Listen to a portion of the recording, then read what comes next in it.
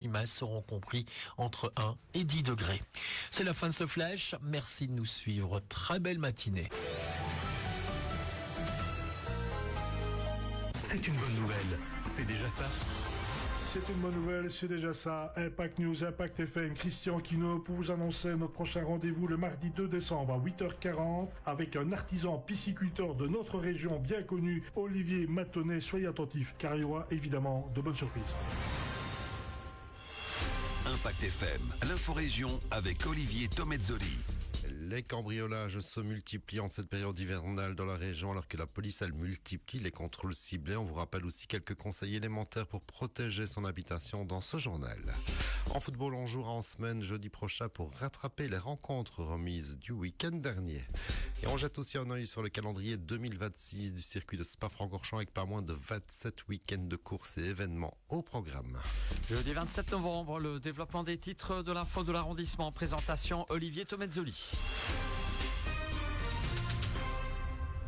Bonjour à tous, on commence avec cette nouvelle arnaque qui circule en ligne et dont la cible sont les plus de 60 ans. Il se voit proposer une prétendue aide au chauffage de la part du gouvernement provincial via Facebook et d'autres sites web. Les publicités circulent en allemand et en français, comme nous le signale la zone de police Wasdrugel qui alerte la population. Les voleurs en ligne invitent les victimes à cliquer sur un lien pour déposer une demande. Il n'y a évidemment aucune aide financière de ce type pour les personnes âgées. C'est une escroquerie destinée à vider les comptes des personnes âgées un petit peu trop crédules, en précisant quand même qu'il n'y a pas de gouvernement provincial déjà, mais un collège provincial, détail qui doit déjà mettre la puce à l'oreille. La zone de police qui invite bien entendu chaque personne touchée par cette arnaque à déposer plainte immédiatement. Et on parle encore police et prévention toujours alors que les cambriolages se multiplient ces dernières semaines dans la région également. Il faut dire que la période est malheureusement propice pour les cambrioleurs alors que les jours sont de plus en plus courts et donc que l'obscurité gagne du terrain dès la fin de l'après-midi, comme le constate également Nora Winandi, première inspectrice au service prévention de la zone Stavelot-Malmedy. Les cambriolages en période hivernale se passent surtout entre 17 et 21 heures. Pour le moment, les axes privilégiés sont aussi beaucoup par le Raval et les prairies, donc il faut faire attention à tout agissement suspect et surtout prévenir la police en premier lieu en cas de soucis constatés. Ouais, pas seulement le dénoncer sur Facebook et alerter ses voisins, mais prévenir avant tout la police. Voilà, exactement, parce que la police ne regarde pas nécessairement les réseaux sociaux tout le temps. Depuis le 1er novembre, il y a des patrouilles qui sont spécifiquement orientées pour endiguer le phénomène des vols habitation, effectivement. Et donc cette année, il y a eu des interpellations, il y a une enquête qui est en cours, donc ça donne des résultats. Et la preuve encore avec ce contrôle hier, contrôle alcool mais aussi prévention vol avec 2 suspects contrôlés du côté de Trois-Ponts, 2 gaillards déjà aperçus voici quelques jours pour des agissements suspects. Par ailleurs, un conducteur a forcé un contrôle du côté de Francorchamps, 2 occupants dans une voiture signalée volée du côté de Sora. Ils ont pris la fuite vers Stavelot. Les policiers n'ont pas pu retrouver la voiture ni ces 2 occupants qui ont sans doute été voir ailleurs si l'herbe était un petit peu plus verte. Et lors de ce contrôle, on notera qu'aucun des 200 conducteurs contrôlés ne roulait sous influence, c'est tant mieux. Alors que 2 conducteurs ont reçu un PV pour défaut de contrôle technique et un véhicule non immatriculé a été saisi. Le conducteur roulait sans assurance et sans contrôle technique valable non plus. Et pour éviter les cambriolages, pour y revenir, ou en tout cas rendre la vie des cambrioleurs un petit peu plus compliquée, il y a des conseils de base pour sécuriser son habitation. Il y a des petites mesures qui sont simples, comme fermer sa porte quand on part, on la verrouille, on ferme aussi les fenêtres. Et si la fenêtre est pourvue d'une poignée à clé, on verrouille également. Il ne faut pas oublier les portes arrière, les portes des abris de jardin notamment, ou du garage. Ne pas laisser non plus en oscillant battant, c'est extrêmement facile à ouvrir. Voilà, exactement. Il ne faut jamais laisser ses fenêtres en oscillant battant si on part.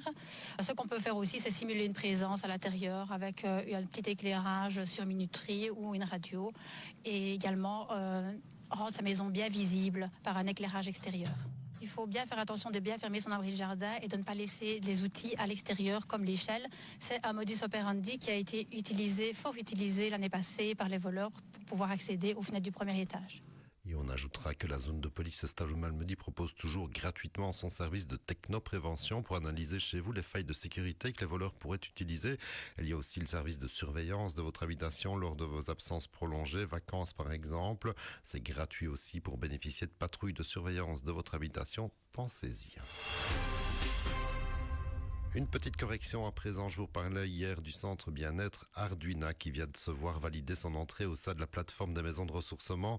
Je vous disais de la fondation Roy-Baudoin, il s'agissait évidemment de la fondation contre le cancer. Petite coquille de ma part quand on écrit sans réfléchir, mais à culpa, en rappelant qu'Arduina s'adresse aux personnes atteintes d'un cancer dans le grand bassin de vie de Malmedy et les communes avoisinantes. On parlait donc bien de la fondation contre le cancer, voilà, qui est rectifiée. Un petit mot de football avec la reprogrammation des matchs remis du week-end dernier. Le comité provincial a fixé la date du jeudi 4 décembre, jeudi prochain donc, pour rejouer ces rencontres remises en raison des conditions climatiques de ce dernier week-end. Il y avait notamment Sarre ou Anse-Bazois en première provinciale, Elzen Bandjalé en troisième série D ou encore OM Fémonville FC Eupen chez les dames en deuxième provinciale série B. Et concernant les matchs des équipes de jeunes et de réserve qui ont été remis également ce week-end, ils seront reprogrammés en 2026 à une date encore à déterminer précise, le comité provincial. Et on termine avec un petit mot du plus beau circuit du monde qui est entré en hibernation. C'est l'entre-saison, même si on ne dort pas beaucoup du côté du circuit, puisque 2 gros chantiers sont en cours. Vous le savez, la construction de la nouvelle tour Ouoda en lieu et place de la tour Inier Royale et l'entrée de Ster qui est totalement reliftée. On en a déjà parlé longuement ici. On travaille aussi sur la piste. Divers travaux d'amélioration sont en cours afin de poursuivre l'optimisation de la sécurité, de l'expérience de roulage, communique le circuit de Spa-Francorchamps. Nouveau niveau piste, la saison 2026 s'annonce aussi excitante que celle qui vient de se refermer avec pas moins de 27 week-ends de courses et événements annoncés en commençant dès le 14 mars avec le Spa-Francorchamps Run, course à pied comme son nom l'indique. Et s'il y a des dates à cocher dans les agendas, surtout dès le mois de mai, du 7 au 9 mai pour les 6 heures du WEC, les 24 heures auront lieu, elles, le week-end du 21 juin. Et la Formule 1 est avancée d'une semaine, vous le savez aussi, ce sera le dimanche 19 juillet, avant une deuxième partie de saison qui s'annonce elle aussi palpitante. Et je vous renvoie vers le site officiel du circuit pour toutes les infos pratiques et le calendrier complet que vous devriez aussi recevoir par la poste. L'info continue sur notre page Facebook Impact.